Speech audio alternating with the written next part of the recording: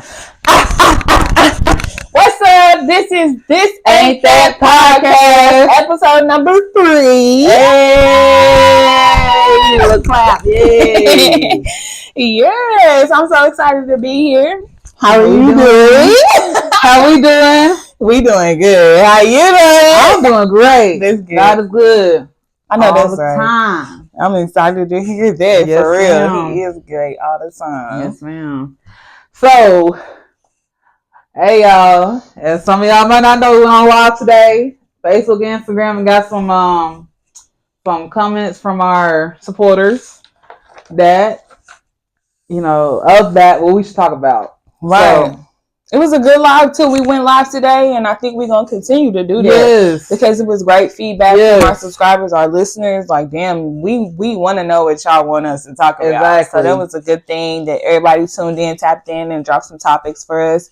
Appreciate y'all if y'all synced us. Exactly. And while we talk about it, this your girl Montana. And this your girl Lil G. Yes, so go ahead and follow us while you here. Yes, this is episode number 3, and we're just gonna bring you some more good content. Yeah. So, what we're gonna talk about today, Z? Okay, so one of the topics we got today from a follower that we have, or someone that watched the live video, was going 50-50. Ooh. So how do you feel about going 50-50, like in relationships? So in my household, we go 50-50. Yeah. And it might be a little bit of, I don't know the percentages. It might be a little bit more of 46. 40, yeah, 40, 60. 40. It just depends on the time. But, majority of the time we go 50-50. So I felt like previous relationships, I used to be the one that went the whole way, 100%. It ain't gonna work. I can't do it. Right. That's what you feel about it? Yeah, so I'm like 50-50 is good. It is really good because why not? Okay. Shit. How you feel? My opinion is I like 50-50. But from my past experience, I've been like 90-10. Like I've always been like, I don't know why. My nose ring is bothering me. I'm sorry. I'm not digging my nose, y'all. You keep it in there. Even as like a woman, I've always just been, episode 1, the leader. Right. So like now I'm in a situation where 50-50. Yes, a relationship. Clap. Where 50-50 is being discussed. And so I appreciate the fact that that is something that they're open to. Yeah. Because I've always I ran with shit. So right. It's good to have a partner though. 50-50 means y'all both gonna take care of it. And like you said, sometimes it might be 46, sometimes it might be. But I mean, at the end of the day, you have a partner who is gonna help you take care of it. So I feel like that's a big part of it. Having somebody that's there. Now, in a perfect world, baby, take care of the bills. I'm gonna lay back. I'm gonna take your shit. Give me some money. Give me my money. I like to get my toes done. I love getting pedicures. I don't like getting my nails done, but I love getting me some pedicures. Really? I ain't had no pedicure since last year. See, my toes are still cute, but right. Somebody actually professional doing it. Yeah. But yeah, in the real world, baby. Yeah, I think 50-50 is good for relationships because it allows you, what I was told was like, y'all both are able to save. So if you're putting in half and half, shit, you could say this, I could say this. But right. if you put in 10-90 or whatever, then somebody can't go. Right. And my thing is, who started that shit? Was that back in the fucking 60s? I don't know. 70s? Like, why was it that men had to go to work?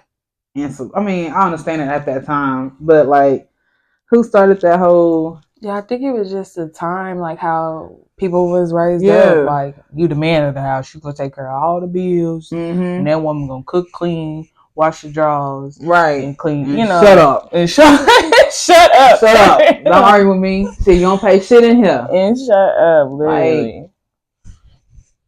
Cause like with me, my dad, like the beginning that I can remember, my dad was a stay-at-home dad. Really? Yeah. My mom worked, whether she was working or she was working. Like she worked, she was what I'm working. saying? So like, I don't know. See, and my daddy, he worked. Right. My mama didn't have to do a motherfucking thing if she didn't want to. Oh, you know what I'm saying? nice. She cooked food and stuff. She cooked, she washed, the lady portion of it. Right. But my daddy took care of everything. I don't remember her paying for nothing. Oh wow, that's Literally. lovely. What a life she had. Some people got it made like that. So while we on that real quick, okay. Do you feel like so you making your man his plate and y'all had kids? Right. Are you gonna make your man plate first or your kids plate? See, I ain't got no kids, but that men gonna eat. But if I had kids, it would probably most likely be the kids gonna eat. Like I had my homegirl come over here yesterday with her son, and we was all eating. I cooked some fries, some fish, and some fries and stuff, and I made her son plate first. Right. All right, y'all. So we got a special guest here with us today, Miss Angel May. Hey, what's your at so we can put it on there? At Silhouette 2007. I know that's right. We gonna put that on there. So we basically just gonna pick up where we left off. We was going over the topics as far as going 50-50 on relationships, and now we gonna go to. I mean, before we start on that, how do you feel about 50-50? Okay, that's a good one. Or are you more like a 90-10, or you know? I feel like 50-50 is you give me 50 and I'm going to give my 50 and we're going to put in 100 together. I know that's right. And as long as we're being consistent and transparent, I think that is most important. Yeah. Then actually, because I feel like the whole 50-50 thing is like, oh, well, you got to do 50, I do 50. It's just, okay, you putting in, I'm putting in, let's have a conversation. Right. And that's in the middle. That's kind of how Leah said it too. Like, it ain't always going to be 50-50. Sometimes it might be 46, 54. Like, depending on as long as you have a partner, then you're able to, that's your 50-50. If you in it together, then y'all going to be able to make that shit work. Right. I agree. Okay. So, we had my cousin. We had another one ask a question. Importance of letting go. Talk about the importance of letting go. So, how do you let go? How do y'all let go? Like, what's y'all kind of definition of letting go and how y'all do it? Like, right. I think it is important to let go because not everything is meant to continue on with you throughout your life. Mm-hmm. I feel like some things are just experience, a part of your experience of growth, learning, and establishing who you are. So it's really important to let go. Everybody's not gonna be here till you die. Right. And that's something I think I had to realize because you meet people and you're like, oh, these are my people, da da da da. But these are people that have served a purpose in that moment. Time. Yeah, in that moment. So I feel like you have to be able to let go of those certain people, even if you felt like they were your people. It was just in that moment. Okay. I call that there's people who are stepping stones who are there to help you get to your purpose. Mm-hmm. And then there are cornerstones. So the cornerstone is the person who's going to be your rock. They're going to be in your corner. They're going to be there for you in that time that you need them and not just for the season. Right. So the stepping stone friend is just, okay, they're going to be here. They're going to teach me something. I'm supposed to learn from them. They're supposed to learn from me. And hopefully, I don't create that pattern in the future. Mm-hmm. How you feel? It's hard for me to let go because I love so hard. Yeah. So like, it's still a working journey, y'all. I can't even tell you how I'm doing it right now because I'm not. Mm-hmm. Like, it's just super hard because again, I love so hard. So it's hard for you to detach from things that you've created a bond with. Yeah, because I have detachment issues. That makes sense. Right. I could call abandonment issues. Yeah, abandonment. Kind of puts in a toll. So I'm working on it. Yeah, working on it. It's a process. Yeah. Right. Yeah, for sure. I agree with that though too, because even though I realize people are here for a purpose, the way that I love is hard. And so like even if you were here for a purpose, I still feel like I'm attached in some type of a way. Yeah. Like I experienced these things with you. So that's how I feel about you. Whether it be friendship, relationship, cousinship, anything of that sort. Yeah. So it's like, it can be I have let you go, but like it's like sometimes I be thinking I'm overthinking, so I be just sitting there thinking like, damn, that was a good time, or like I want to hit them up like, nah, let that shit go. Right, but, right. You know, it's hard to let go, especially if you've built a connection with someone and then maybe a mistake happens. And I realize, like in the Black community, we don't, and it's generational, we don't have a good sense of, okay, you made a mistake, let me let you make that mistake and then stay connected. It's just let me break it off. Right. And even if that's a good person, just throw them away. We just throw away culture, just throwing people away. I think that too, because a lot of, like, you can go through any type of predicament and you don't necessarily see that person throughout the cloud smoke. Once the cloud go away, they gone. But I feel like that's how we're brought up, and it shouldn't be like that. We should just be able to realize who's good for you. I mean, we're human, we make mistakes. Yeah. So be able to accept it, move on. A lot of the times we just like crumble up the paper, throw that bitch in the trash. Right. There's somebody on the other side that I can get with, or the grass is always greener on the other side. Chris Brown told us already, and it's not. It's not. I'm trying to get like y'all. Like, can I get some tips? Like, y'all said it, but like for a beginner, because y'all a little experienced. I don't know. I don't think there's a tip. I think it's just coming like to the realization that we're all in an experience. Because at the end of the day, we're still growing. Right. You gonna age tomorrow. Right. So I feel like everybody just can't come with you. Even no matter how much you love them, everybody can't come with you. I think that's my tip. Everybody can't come. Shit. Yeah. You just gotta master that detachment, you know. And while being attached. Yeah, for sure. Yeah, and I feel like people will reveal themselves. Eventually, you can only hold on to that mask or the facade of, this is who I want you to see. Eventually, you know, you're going to see the real person. Right. Either, you know, something in life is going to happen. Life is always moving. And so they're going to reveal who they are, who they truly are. Right. In time. I'm all trying to see, because I'm trying to make sure that motherfucking phone ain't stop recording. So, do y'all believe in second chances? Like, let's say you fucked up, and then, you know, y'all working on y'all situation, your relationship, y'all working on y'all situation. Do y'all feel like it's a second chance, or y'all feel like y'all niggas just let it go? I think depending on the person and the connection that you've established with someone, I believe that second chances are possible. I don't think it's inevitable, because, I mean, how are people married for so long and they weren't able to forgive each other after so many things? I mean, people are married for like 50 years, 60 years. Right. And they had to, at some point, say, you know what, I choose you. I'm going to choose myself, but I have to work on me. You're going to work on you, and you can't be pointing fingers all the time. Right. And you have to acknowledge that we're all humans. We make mistakes.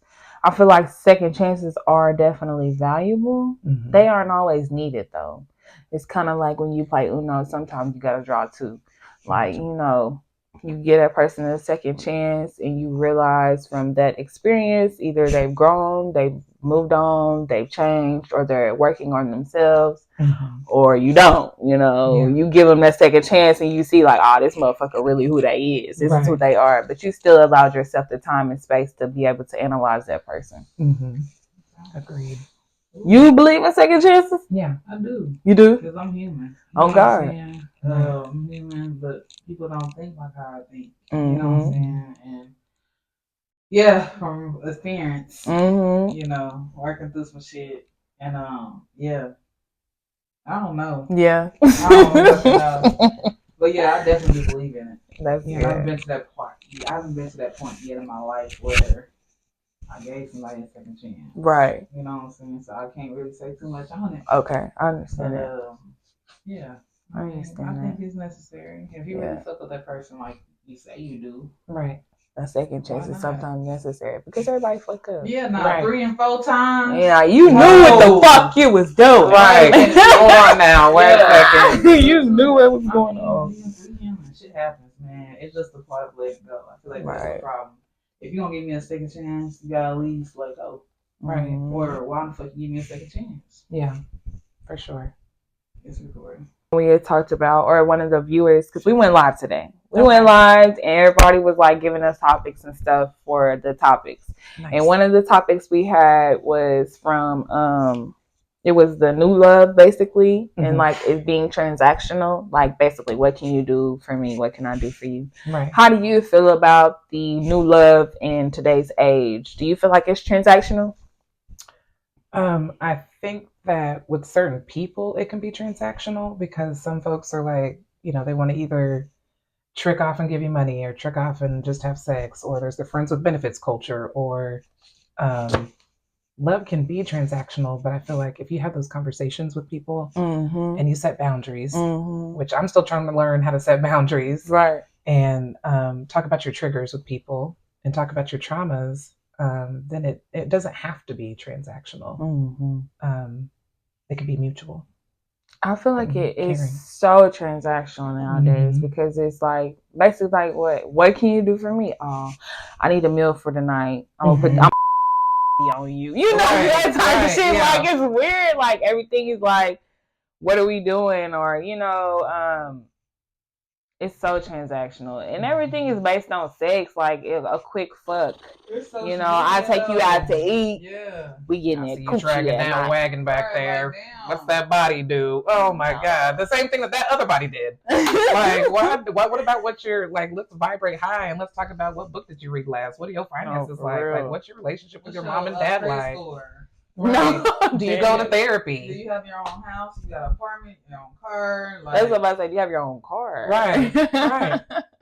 How do you handle conflict when it comes up? Are you able to solve problems in a group setting, or do you shut down and you don't want to talk to nobody and you just, okay, well, I'm just gonna not talk to nobody and I'm gonna go inside and clam up?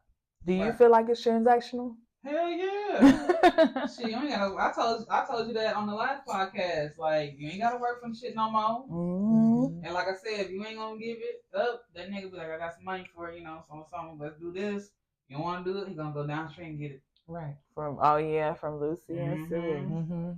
So yeah, it's for sure is. But like I said, it's social media shit too, because these bitches want to be like JT and Risha and Megan Thee Stallion, and they be exploiting themselves. Yeah. Like, y'all showing all this ass, titty, booty, cheeks for nothing. Right. Yeah, I see. I mean, I understand you get a double tap, and that's your right. You get a heart, but like, you have a BBL and she got the biggest booty and she got bigger titties. And that's okay. Let them do what they gonna do. Yes, but. I seen a girl on Facebook, maybe Instagram. She slept with 1,001 men in one day, a porn star. And she looked so just devastated. Like, girl, what was the need for that to go viral? Like, that's it. We just doing that to ourselves now. That's the culture now. And people be going by the most, excuse my language, but the most slowest people. These people are famous for nothing. Right. You did. No, you did. Because you're famous. Give me all the views. Like, damn. That's exactly. But yeah, I'm like, damn, she looked like she was just her soul. She was soulless. You know what I mean? That's 1,001 souls. Right. And people forget that sex is a sexual connection, but it's also a spiritual connection. Yes. You're not just fucking to be fucking. Yes. Yeah. Like, once you're done fucking that person, whatever they're dealing with, like their dark trauma, their dark energy, that's transferring into you. Yeah, and with all of the juices flowing. Everything. And that goes to back to it being transactional. They don't give a fuck what they going through, what they're bringing on you. They don't even see it. Right. They don't even see it as that. They just like, shit, I need a quick nut. Right. Transactional as fuck. Right. Oh, dang. That's crazy. Oh, dang. Jeez. And I understand. I mean, I guess in the porn community, I understand that, but her being soulless, you can see her. But like you said, you can see the life sucked out of her because it's literally been drained up out of her with 1,000 people. Man, like how? That's what maybe I don't she even was know. fucking That's all day. A second, ain't it? She was having sex. Train rate. It was just that's crazy. 24 hours. That's crazy. Or coochie, that thing is swelled up and hurting. Lord Jesus! After one session, I can't even. I'll be ready to lay down. Be ready to lay the fuck down. Ready to go sleep. You ready to eat something? Okay, I'm ready to go sleep. Right. We gotta do better, y'all. Yeah, we gotta do better. Question: do you feel like people use people to get what they want? Yeah. So, they say, what they say, use people or some shit. And hurt people. Yeah. Yes, absolutely. I believe that 110%. If I'm hurting, no matter what I'm hurting with, even if I'm wearing a smile, you don't know what I'm dealing with, what demon I'm fighting from. We're dealing with 400 years of slavery. We're dealing with ex-boyfriends, ex-girlfriends. Ooh. We don't know what you've had lying in wait. Right. And then we lay together, and then I'm using you using me.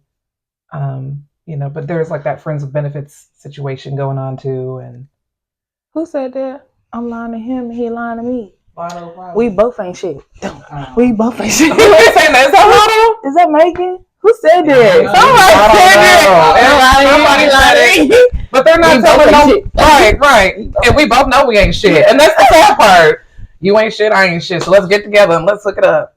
But people do. I feel like people do use other people to get what they want. It's a form of manipulation. Correct. And if you good at it, you gonna get what the fuck you want. Right. It don't matter how you go about getting it, but I mean, you'll definitely get what you want. And people do it still nowadays. Yeah. Manipulation is it's common. It's more common than common sense. Like it doesn't, it doesn't make sense to me.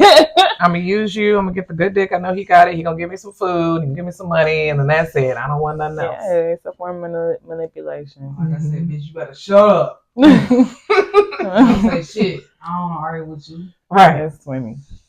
Man. Yes. But that's hurt people. You feel like people? Hell yeah. Using people? Man. Well, I've been through it. I've been through that shit. Motherfuckers using, you looking stupid as hell. Yeah. You just learn from it. You live and you learn. Right. And that's one thing I feel like I've been grasping is just the human experience. Yeah. You can't be so hard on yourself. You can't weigh things heavy because at the end of the day, that night gonna fall and that sun gonna shine the next day. Exactly. You get to get up and start over again. Right. Yep. You can't get mad at people do certain things because that's who they are and that's what they going through at that time. Right. You can't force you. You know what I'm saying? The way you love people is not how they might not love you the same. Correct. The way I love is not the way you're gonna be loving me back. That's the hard shit. Yeah, when you realize that. That shit fucking sucks. When you love somebody, they don't even do that back to you. Like, damn. The reciprocation, where's that at? Yeah. But. Oh, dang. And I realize you like meet people where you're at, and then you do like attracts like. Even if they're dealing with some demons you don't know nothing about, you can still have a connection with somebody just because the attraction is there and the universe brought you guys together, but you're supposed to learn something from them. Yeah. Right. And that's all a part of that experience and a part of the letting go. Right. Because you meet people, like you say, you meet them where you're at, and that's just in that moment. And you can either obtain the knowledge, you can learn from the knowledge, you can fall from what's going on, but at the end of all of that process, you're like, okay, I done got through that. I've been through that. Right. I seen that. Yeah. I could do it now. Right. Man. That's a lot. It is a lot. Don't see invisible chains that most people don't see. What's the topic? And I feel like we do have a lot of invisible chains, especially as Black people. Like, we're not necessarily presented the first opportunity, the first suggestion. We're at the end of the line in a lot of things. We're not. So I feel like that's what they mean by invisible chains. Like, we kind of locked up as a community, as a culture, as Black people. We're locked up and we don't necessarily see it. And a lot of people don't see it and they're okay with living the way that they live and not breaking out of those invisible chains.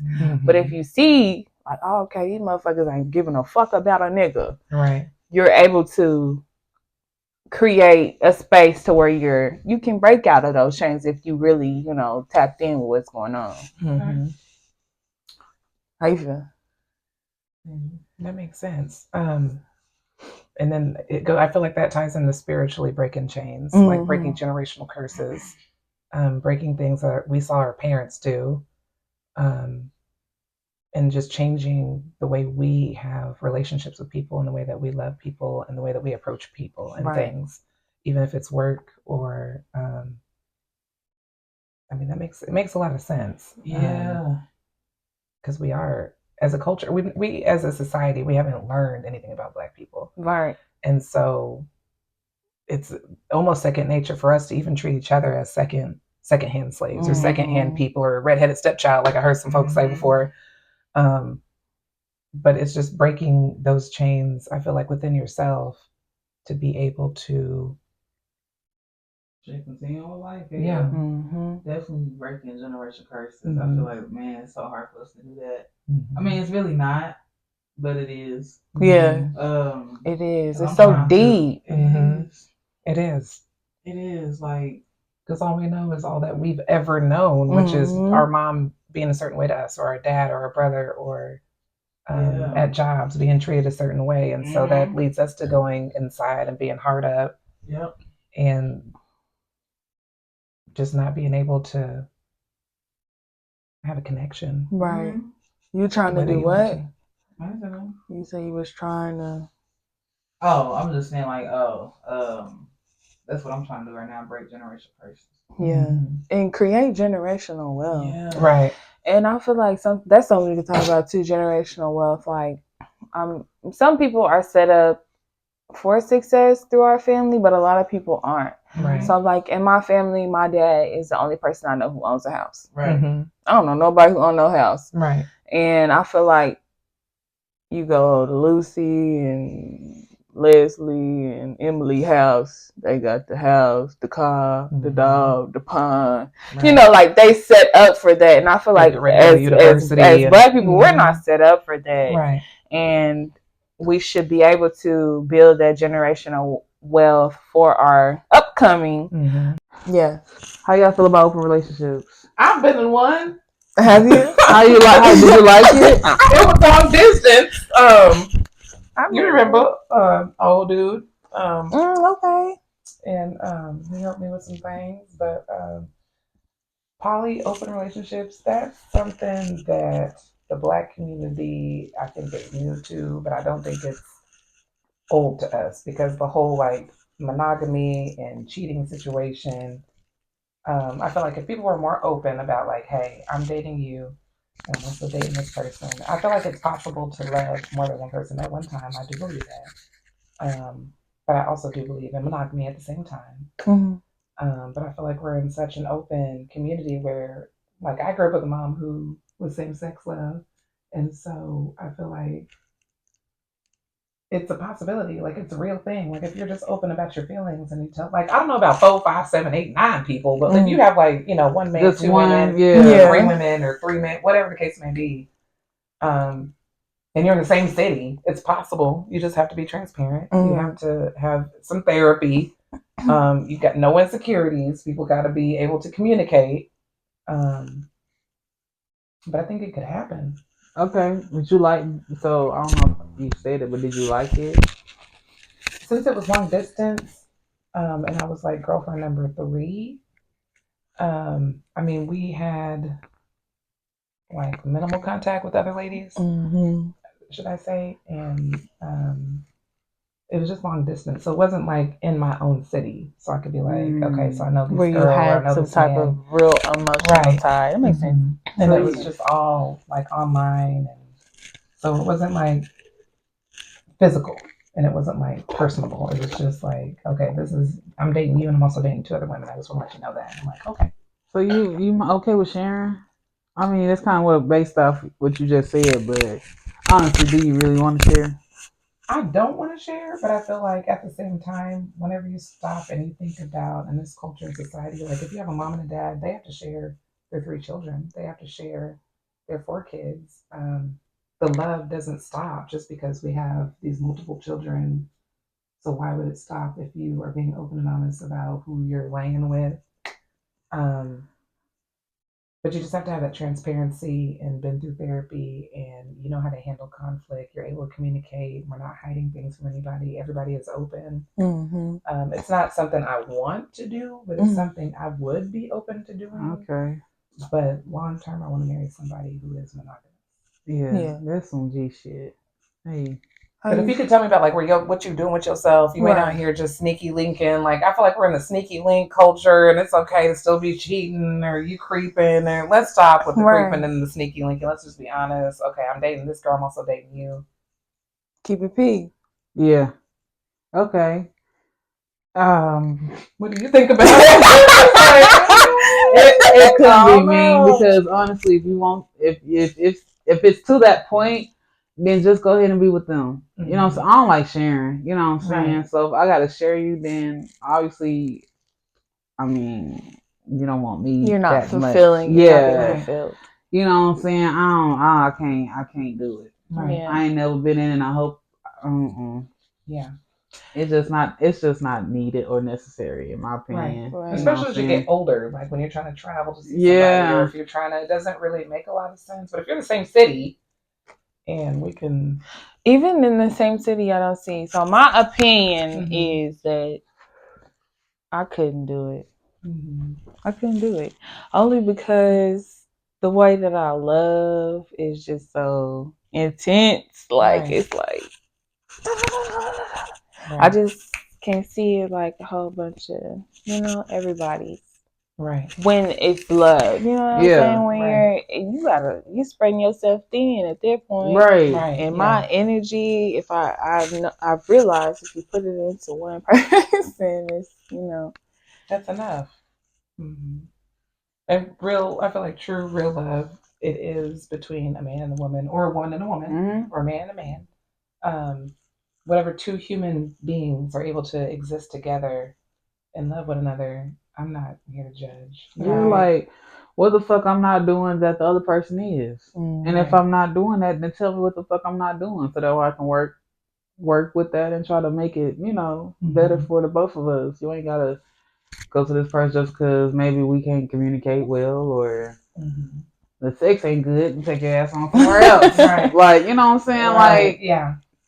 It just don't make no sense to me. Yeah. But niggas like that. They like their cake and ice cream. What they say, you like your cake and what it too. Yeah. They want everything. Which I understand though, open relationships, and I understand people's perspective on them though, like the polygamy and stuff, because not all are in them just for sex or whatever. Right. Like some of them are actually building communities and having a whole bunch of kids, and every one of them kids is taken care of. And they have 3, 4, 5 mamas in the house. So I get the perspective. It's just I wouldn't. Right. Not for something long run. Especially like if let's say they have a baby on you, how you feel about that then? You still want to spread love or? Well, you've agreed or have an understanding that you're in this with more than one person. Right. And children would be willing to love. You know, just like when you have a stepmom, you have a mom, then you have a dad. What if we were all to get together? Or, you know what I mean? You have to go to stepmom, stepdad's house. You got to go to mom and dad's house. You got 2 Christmases separate. Yeah. Damn. I know. It is a lot. It is a lot. And I don't think it's for everybody. But I think, especially with like this whole cheating and like I was saying, sneaky link situation, if I were to encounter a man who's like, I want to be with you, but I also want to be with her. Okay, cool. But then I feel like at some point, maybe. What are we doing? What are we doing? Are you going to marry the both of us? Are you gonna, is this right? Is this just for now? Right. Is this just something that, because I would like to ultimately be the only woman. I would like that. So but I feel like I've dealt with so much cheating and so much sneaky linking that I'm like, okay, well, just let me know. You'll be okay with being like a wife to like he got another wife and it's all 3. Maybe. They do that though in Africa, like the African. Ain't that some pilgrim people? not the pilgrim people, but what's their name? With the hats and the skirts. No idea. Oh, not the Mormons. Irish. Pentecostal. It might be Mormon. I think it's Mormon. Yeah, it might. I don't know. Pentecostals. They're probably not. I don't know, but I used to be Pentecostal, but I don't know. You had a little skirt. Huh? You had a little skirt. The long skirt. Mm-hmm. Little white women had the long shoes. Long skirts and quarter sleeve shirts. And oh my gosh! It wasn't for me. What's their beliefs? They believe in God. Amish. It's like the old school. Oh, is that what you're talking about? It's Mormon, not the Amish. I think it's Mormon though. It could be the Amish. I don't know. Shit, it's one of them. I think it's the Mormons who believe in that, but they also believe. But yeah, ultimately, I do want I want a husband, but I don't know. You don't want to share a husband. I don't want to share, no, but If I have to, I understand, but That's all I know. He said, fuck it. Fuck it. Yeah. Oh, jeez. And then the other part of that is like, if you can't have children, if you are in an open relationship, what if the other wife is able to have babies? And then as the other wife, you're able to take care of that baby. You can then... You still get to use your mother. You hand. use your eggs, right? You can still use the eggs and stuff, right? If you have your eggs left, yeah. If you still have your ovaries, yeah. Yeah, half her, put that shit in her, and boom. Right. With that nigga you wanted that baby with. You and then we can all take care of this baby. Yeah. Because, you know, what if somebody's not able to have a baby? Or I don't know about those type of situations, but I don't know about there's always adoption too. Adoption's always there, so yeah, you can carry it for me as long as you're not just, doing some stupid shit. But like, but yeah, no. Ultimately, I would love to have just one husband. So you putting it out there? She want one husband. Yes. Wow. So you see this and you be like, "Ooh, who's that? That's our special guest." What's your ad? She won. Angel May. Silhouette 2007. I know that's on IG. Yeah, Silhouette 2007.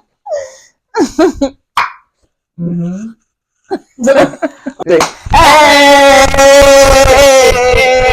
All right, so that's the end of episode 3. This ain't that podcast.